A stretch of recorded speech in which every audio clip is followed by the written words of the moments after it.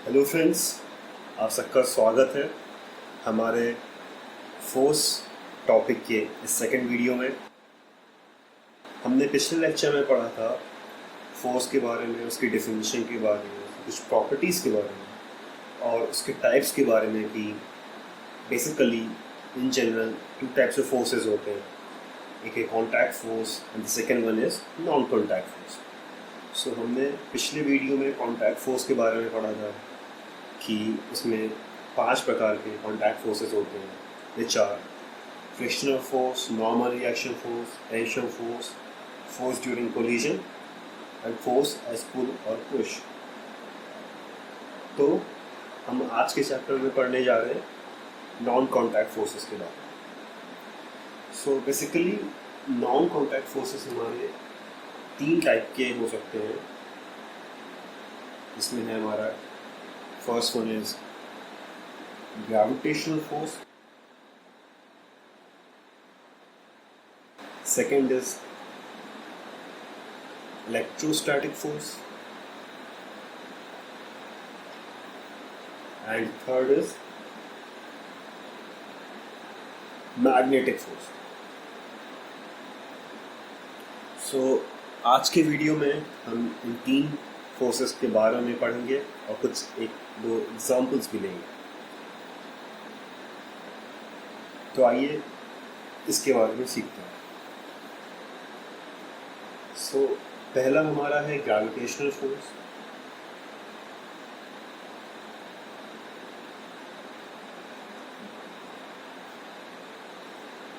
तो ये क्या होता है?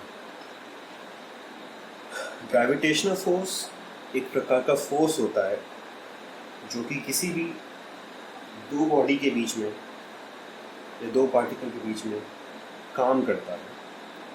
ये बहुत स्ट्रॉन्ग फोर्स नहीं होता है, बट ये किसी भी 2 पार्टिकल्स के बीच में काम करता है और इसमें पार्टिकल्स का कांटेक्ट में होना ज़रूरी नहीं होता। सो बेसिकली अगर 2 पार्टिकल्स रखे हैं और ग्रेविटेशनल फोर्स एक अट्रैक्टिव फोर्स होता है, तो हम यहाँ लिखते हैं कि फर्स्ट पॉइंट इज कांटेक्ट और touch is not necessary. Second point, always attractive. मतलब ग्रेविटेशनल फोर्स अगर 2 बॉडी के बीच में काम कर रहा है तो ये हमेशा अट्रैक्टिव होगा। ये बॉडी कभी इसको रिपेल नहीं करेगी, हमेशा ये बॉडी इसको अट्रैक्ट करेगी अपनी तरफ, ये बॉडी इसको अट्रैक्ट करेगी। और इसका एग्जांपल लेते हैं। ग्रेविटेशनल फोर्स ऐसे हमें पता है कि जब हम कोई भी चीज़ ऊपर फेंकते हैं, जो हमारी ग्रेविटी है, कोई कांटेक्ट की ज़रूरत नहीं होता है, वो अपने आप नीचे अर्थ की तरफ चली जाती है। जैसे कि मैं ये पेन का कैप अभी लिया हूँ, तो मैं इसको यहाँ से रिलीज़ करूँगा तो ये किसी फोर्स के कांटेक्ट में नहीं है जो नीचे लग रहा है, बट फिर भी ये ऐसे नीचे की तरफ जाएगा। तो इससे ये पता चलता है कि आसपास हमारे, या फिर ये हमारा जो कैप था, ये किसी एक फोर्स के इन्फ्लुएंस में जो कि एक्ट कर रही है, बट हमें दिख नहीं रहा। तो ऐसे फोर्सेस होते हैं नॉन कॉन्टैक्ट फोर्सेस, कि हमारा ऑब्जेक्ट या बॉडी उसके इन्फ्लुएंस में तो होता है बट वो हमें दिखती नहीं। तो हम कह सकते हैं कि अगर हम कोई बॉल, यहाँ ये अर्थ है और ये एक मैन है, इसने कोई एक बॉल ऊपर फेंकी तो ये नीचे आती है, तो हम कह सकते हैं कि there are some fields of this forces, कि वो ऐसे ऐसे कहीं होंगे जिसके वजह से इसमें लग रहा है। तो क्या ये लाइंस रियल में होती हैं? बिल्कुल नहीं। ये एक इमेजिनरी लाइंस है जिसे हम ग्रेविटेशनल फील्ड कह सकते हैं ऑफ द अर्थ। ये हम कन्वीनियंस के लिए बनाते हैं अपने, कि हम बेसिकली जो इफेक्ट है ग्रेविटेशनल फोर्स का उसको आसानी से समझ सकें। तो हम ऐसे एक फील्ड को इमेजिन कर सकते हैं। सो ये हमारा ग्रेविटेशनल फोर्स होता है। और इसकी वैल्यू आती है हमारा फॉर्मूले से F=G m1 m2 upon r², जहाँ पे G ग्रेविटेशनल कांस्टेंट है and m1 m2 are the mass of bodies जो कि आपस में इंटरेक्ट कर रहे हैं. फॉर एग्जांपल यहाँ ये m1 है, यहाँ m2 है एंड r होता है इसके बीच का डिस्टेंस. तो ये बात रही हमारे ग्रेविटेशनल फोर्स की. अब बात करते हैं मैग्नेटिक फोर्स की. तो मैग्नेटिक फोर्स भी एक प्रकार का नॉन कॉन्टैक्ट फोर्स ही है. फॉर एग्जांपल अगर कोई मैग्नेट रखा है, ये एक बार मैग्नेट है हमने लिया, और यहाँ पे अगर कोई आयरन नेल लगती है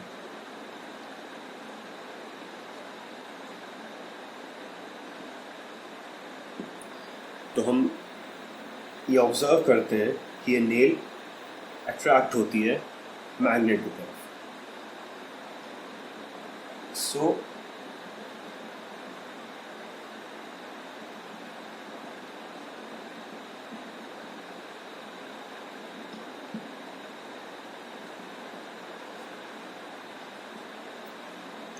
अगर हम एक एक्सपेरिमेंट है कि हम अगर इस टेबल में ढेर सारे नेल्स रखते हैं, बहुत मतलब फाइन पीसेस ऑफ आयरन रखते हैं एंड अगर हम कोई मैग्नेट प्लेस करते हैं तो ये सारे आयरन के पीसेस अपने आप को इस फैशन में अलाइन कर लेते हैं.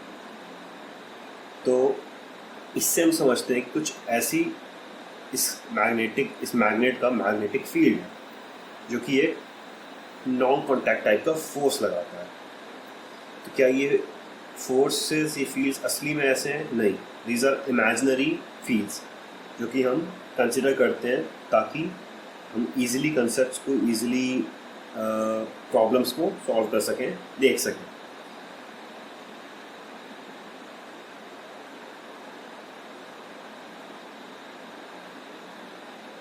सो ये बात रही हमारी मैग्नेटिक फोर्स की. हम बात करेंगे इलेक्ट्रोस्टैटिक फोर्स की.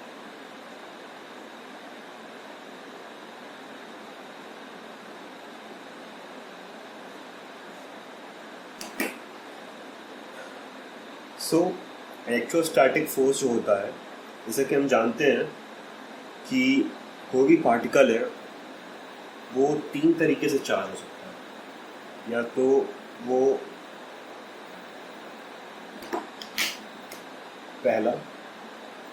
फर्स्ट वो पॉजिटिवली चार्ज होगा,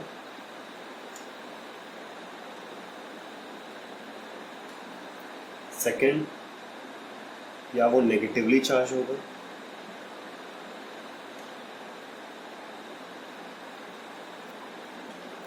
या थर्ड वो न्यूट्रल होगा.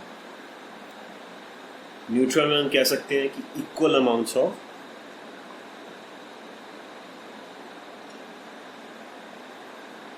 positive and negative, both charges are there.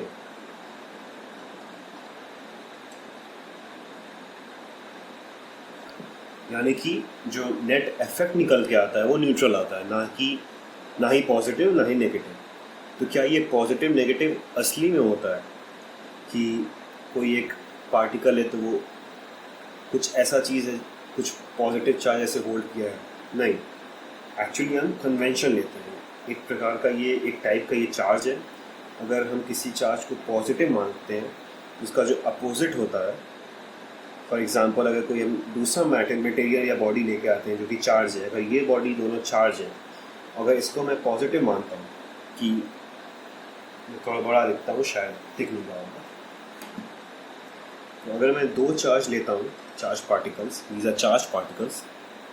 अगर मैं मान लिया कि सपोज ये पॉजिटिव चार्ज है, तो अगर मैं इसके पास ये दूसरा पार्टिकल लेके आया और ये अगर रिपेल हुआ, यानी कि ये जब मैं पास ला रहा हूँ यहाँ से यहाँ, तो ये दूर जा रहे हैं, दूर, इसका मतलब ये दोनों एक टाइप के चार्जेस हैं. These are same type of charges.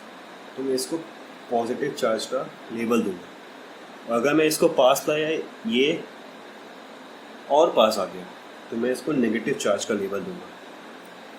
याद रहे, दो सेम चार्जेस हमेशा एक दूसरे से दूर जाते हैं, रिपेल करते हैं, एंड दो डिफरेंट चार्जेस हमेशा पास आते हैं, अट्रैक्ट होते हैं। सो हम किसी दूसरे चार्ज पार्टिकल का चार्ज बताते हैं एक रेफरेंस चार्ज मान के किसी एक पार्टिकल का, कि वो अट्रैक्ट कर रहा है या रिपेल कर रहा है। सो हम यहाँ से जाने, basically there are two types of charges, one positive and negative, and neutral हम कह सकते हैं कि जब both types of charges are present over there, कि उसका नेट इफेक्ट जो है वो न्यूट्रल आ रहा है।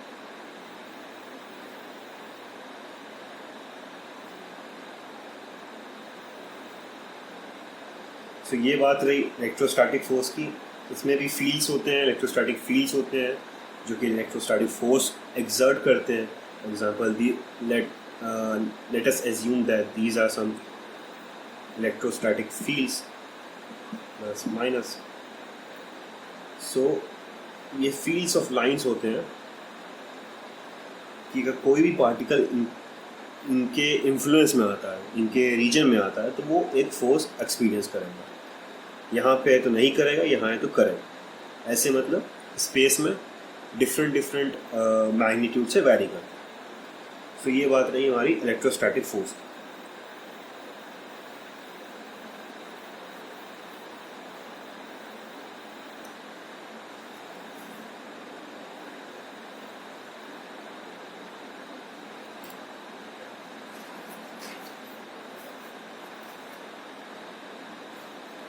सो अब हम बात करेंगे यूनिट ऑफ फोर्स की। तो आप सब जैसे जानते हैं कि ग्रेविटेशनल फोर्स इसैक न्यूटन ने डिस्कवर किया था। तो यूनिट ऑफ फोर्स जो है वो न्यूटन के नाम पर है। सो इसका एसआई यूनिट जो है वो न्यूटन है, एंड जो सीजीएस है वो डाइन। अब एक क्वेश्चन या फॉर्मूला याद करना बहुत इम्पोर्टेंट होता है, that is 1 newton equals to 10⁵ times.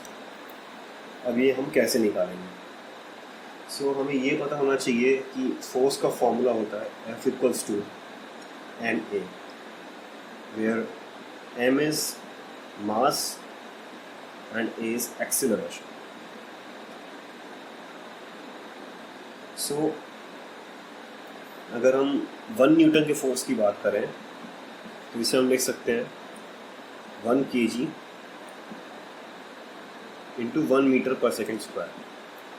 So it is 1 kg metre per second square. So हमारा CGS यूनिट में kg जो होता है वो हमारा ग्राम में हमको कन्वर्ट करना है। This is SI and this is CGS। जो हमारा मीटर होता है लेंथ, वो हम सेंटीमीटर में कन्वर्ट करेंगे, और सेकेंड में ही रहता है। सो यहाँ पे हम ले सकते हैं 1 kg equals to 10⁻³ grams, and 1 metre equals to 10⁻² centimetre and second square. So here comes 1 Newton equals to 10⁵ gram centimetre per second square, and यही grams centimetre per second square को हम डाइन्स कहते हैं। So dyne power. So 1 newton equals to 10⁵ dyne. ये formula आपको हमेशा याद होना चाहिए।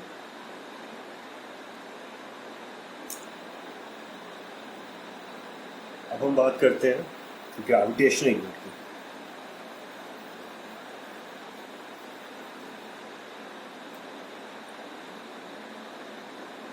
Gravitational unit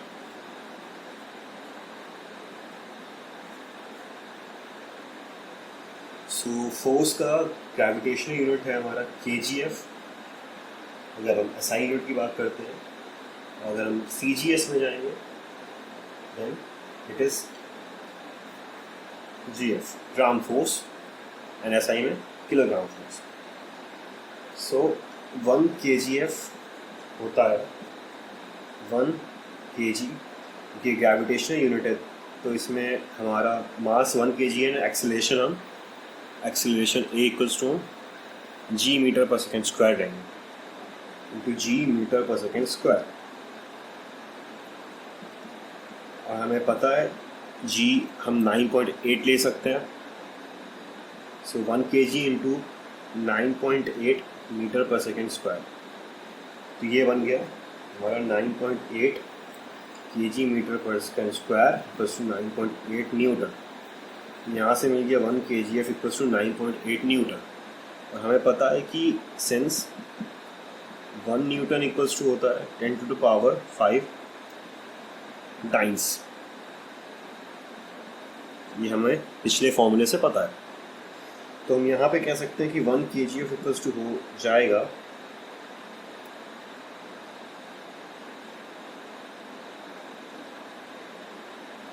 980 centimetre per second square,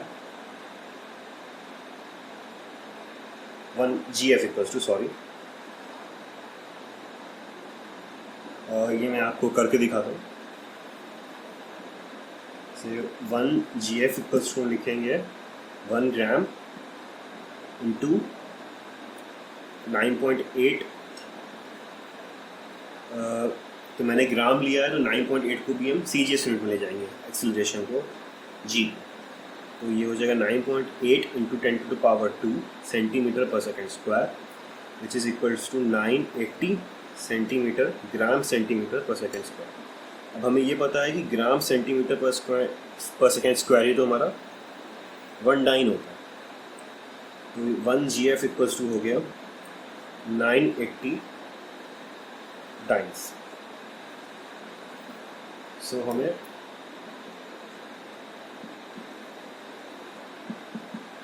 ये 3 फॉर्मूले याद होने चाहिए, ये पहला, ये दूसरा, दिस इज थर्ड, ये 3 फॉर्मूले हमें याद होने चाहिए। तो इस चैप्टर के लिए अभी तक इतना ही। अब आगे के वीडियो में हम पढ़ेंगे मोमेंट्स के बारे में, मोमेंट्स कैसे बनता है फोर्स की वजह से। सो अभी तक के लिए इतना ही, थैंक यू। अगर आपको अच्छा लगा हो हमारा वीडियो तो प्लीज़ सब्सक्राइब करिए हमारे चैनल को एंड लाइक करिए हमारे वीडियो को। Thank you.